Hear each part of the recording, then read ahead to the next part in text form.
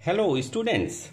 हम लोग सामान्य संतुलन के बारे में पढ़ रहे थे और हम लोगों ने देखा था कि सामान्य संतुलन का संबंध संपूर्ण अर्थव्यवस्था से होता है, ना कि इंडिविजुअल मार्केट से होता है, जहां पर कि मांग, पूर्ति और कीमत इनके जो आपस के जो व्यवहार हैं इनसे संबंधित होता है। और सभी बाजारों में कीमत और मात्राओं का निर्धारण जो है उनकी आपसी प्रतिक्रिया के माध्यम से हमने देखा था। और हमने देखा था कि इसके अंतर्गत ये होना चाहिए कि उपभोक्ता का भी संतुलन हो, मांग के संबंध में उपभोक्ता का संतुलन हो, यानी उपभोक्ता की उपयोगिता अधिकतम होनी चाहिए तो उपभोक्ता संतुलन में होगा, कंज्यूमर इक्विलिब्रियम।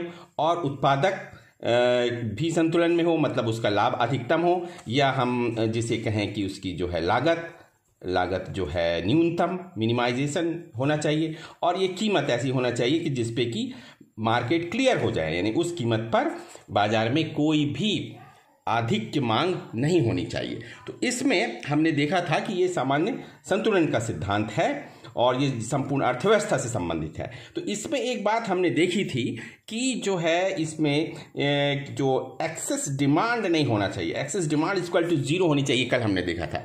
तो ये भी हम लोगों ने देखा था कि इस प्रकार से ये आपका जो डिमांड कर्व है और ये सप्लाई कर्व है, और इस ई पॉइंट पर ये एक ई पॉइंट है, ये प्राइस है, ये क्वांटिटी है एक्स एक्सिस पे, वाई एक्सिस पे। तो ई जो है एक इक्विलिब्रियम पॉइंट है जहां पे डिमांड ई पॉइंट पे डिमांड इक्वल टू सप्लाई है। तो हम ये कह सकते हैं कि भाई इक्विलिब्रियम जो पॉइंट है, जो सामान्य संतुलन है, जो सभी बाजारों में, सभी वस्तु बाजार और सभी साधन बाजार, उसमें संतुलन होना चाहिए, सभी में संतुलन होना चाहिए, विनिमय में भी, उपभोग में जिसका मतलब है, और उत्पादन में, दोनों में। यानी ये अर्थव्यवस्था को यदि आप देखेंगे तो ये दो क्षेत्र में रहती है, उपभोग और उत्पादन। तो ये हम कह सकते थे कि ई पॉइंट पे आपका डिमांड इक्वल टू सप्लाई है, परंतु सामान्य रूप से आप देखेंगे तो किताबों में ये महत्वपूर्ण बात कही गई है कि ये जो एक्सेस डिमांड नहीं होना चाहिए। Why they focus on excess demand, कि एक्सेस डिमांड जीरो होना चाहिए। इसका मतलब है कि डिमांड इक्वल टू सप्लाई यहाँ होना चाहिए, यहाँ पे कोई एक्सेस डिमांड नहीं है। पर एक्सेस डिमांड का कंसेप्ट क्यों आया? एक्सेस डिमांड का कंसेप्ट इसलिए आया क्योंकि सप्लाई का जो पूर्ति है उसका निर्धारण करना और इसका अनुमान लगाना और पूर्ति करना ये अपेक्षाकृत सरल है मांग के संबंध में। मांग का पूर्वानुमान और मांग का जो है निर्धारण करना, ये कि कितनी मांग होगी, ये कठिन होता है पूर्ति के संबंध में। इसलिए ये कंसेप्ट जो है इफेक्टिव डिमांड का आया।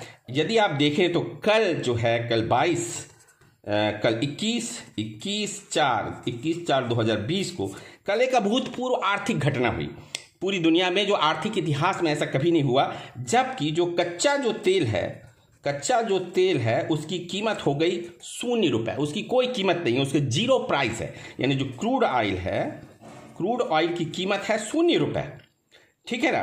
तो ये ₹0 इसलिए है कि उसकी पूर्ति चल रही है और उसकी अभी मांग नहीं। आप जानते हैं अभी की जो अर्थव्यवस्था है जहाँ पे कि कोरोना का संकट है और मांग नहीं है क्रूड ऑयल की, तो ऐसी स्थिति में उसकी कीमत हो गई जीरो। इसका मतलब ये है कि ये जो डिमांड है, जो सामान्य संतुलन के संबंध में कहा जाता है कि एक्सेस डिमांड नहीं होनी चाहिए, एक्सेस डिमांड जीरो होना चाहिए। इसीलिए they are more focus on demand, कि डिमांड नहीं होनी चाहिए। वैसे जैसे यहाँ पर आप देखेंगे तो इस डायग्राम में यदि उन्होंने कहा है कि एक्सेस डिमांड को दो भाग में बांटा है, कि एक excess negative demand and excess positive demand, ये दोनों नहीं होना चाहिए उन्होंने कहा। तो ई पॉइंट के पहले यदि आप देखेंगे इधर ये जो पोर्शन है, या ये कोई पॉइंट आप ले लें, यहाँ पर यदि ये P1 प्राइस है, यहाँ पे आप देखें तो ये मान लीजिए A और ये B, कोई पॉइंट A और B।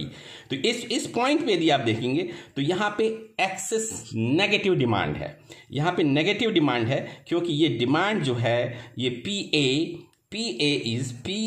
इज लेस देन जो है PB।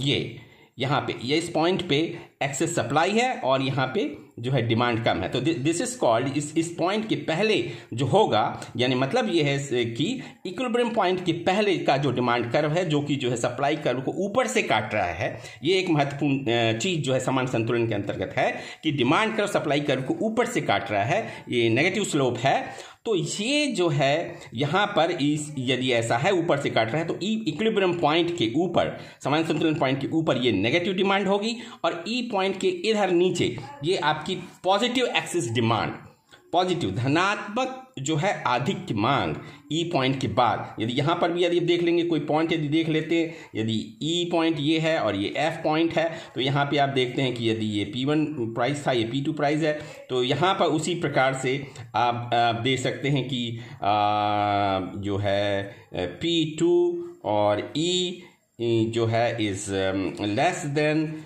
P2F। इसका मतलब है कि यहाँ पे एक्सेस पॉजिटिव डिमांड है। तो इस कारण से ये कंसेप्ट जो है समान संतुलन अंतर्गत कहा गया कि ये एक्सेस डिमांड नहीं होना चाहिए। तो ये एक महत्वपूर्ण बात ये इस उदाहरण से हम समझ सकते हैं, जो कि कल हुआ, कल 21/4/2020 को हुआ कि ऐसा दुनिया के आर्थिक इतिहास में कभी नहीं हुआ था कि कच्चे तेल की जो कीमत है वो एकदम ज़ीरो हो जाएगी। तो ये हमें समझने के लिए ये बहुत अच्छा है कि why we are focusing in general equilibrium में एक्सेस डिमांड पे क्यों हम इतना ज़्यादा फोकस करते हैं। इसके बाद हम लोगों ने देखा था कि हम देख रहे थे कि जो वॉलरस का जो जनरल इक्विलिब्रियम है, वॉलरस हमने देखा, वॉलरस का सामान्य संतुलन ये हम देख रहे थे। वॉलरस जनरल इक्विलिब्रियम ये हम पढ़ने वाले थे, आज हम पढ़ने वाले थे इसको, और जिसको आपने देखा था कि 1874 में जो वॉलरस ने किताब लिखी थी एलिमेंट्स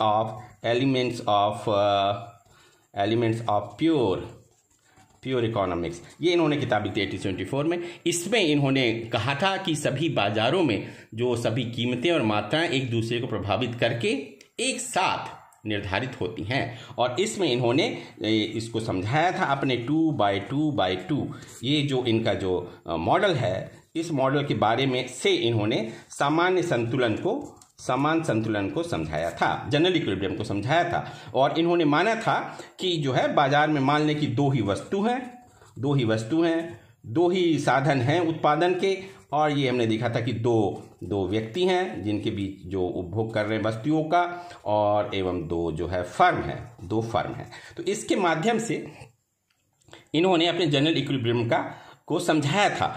पर ये हम 2x2x2 मॉडल से इसको हम समझ रहे हैं, पर ये असल में ये है कि सामान्य जो संतुलन है वो सभी वस्तु मार्केट, हम उसको समझ जरूर दो वस्तु के माध्यम से रहे हैं, परंतु सामान्य संतुलन तभी होगा जब सभी वस्तु बाजार में और सभी साधन बाजार में और उनके आपस के बीच में जो प्रतिक्रिया होगी वो सारी चीजें जब संतुलन में होंगी तब ये जो है सामान्य संतुलन स्थापित होगा।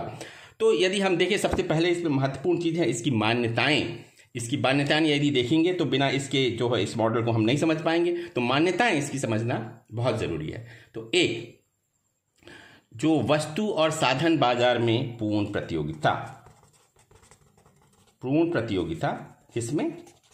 वस्तु और साधन दोनों बाजार में पूर्ण प्रतियोगिता की मान्यता है। दूसरा, जो उत्पादन हो रहा है वो पैमाने के स्थिर प्रतिफल के नियम के अंतर्गत उत्पादन हो रहा है। दूसरी ये महत्वपूर्ण मान्यता है। तीसरी मान्यता है कि साधन पूर्णतया गतिशील है। चौथी मान्यता है कि साधन जो है पूर्णतः गतिशील भी है और साधन पूर्ण रोजगार में है। मतलब साधन की एक निश्चित मात्रा है, सभी जो उत्पादन के साधन हैं उनकी एक निश्चित मात्रा है, और दे आर फुली एम्प्लॉयड, सभी साधन जो है पूर्ण रूप से जो है रोजगार में लगे हुए हैं। फिर पांचवी मान्यता कि उपभोग और उत्पादन में कोई बाध्यताएं नहीं है, नो एक्सटर्नलिटीज। उपभोग में भी और उत्पादन में भी कोई बाध्यताएं नहीं है। इसके बाद सभी वस्तुओं का एक दूसरे के साथ प्रतिस्थापन किया जा सकता है। सभी वस्तुओं का एक दूसरे के साथ प्रतिस्थापन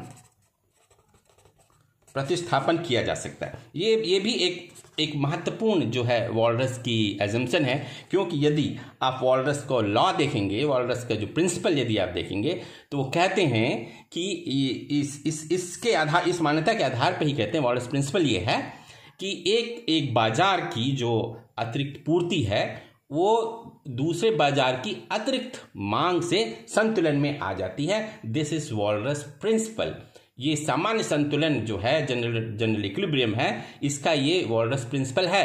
यदि इसे देखें तो इसका मतलब ये है कि किसी भी बाजार में असंतुलन नहीं होगा। इसके विपरीत यदि आप लॉ देखेंगे तो केन्सियन कहता है कि एक बाजार में असंतुलन हो सकता है।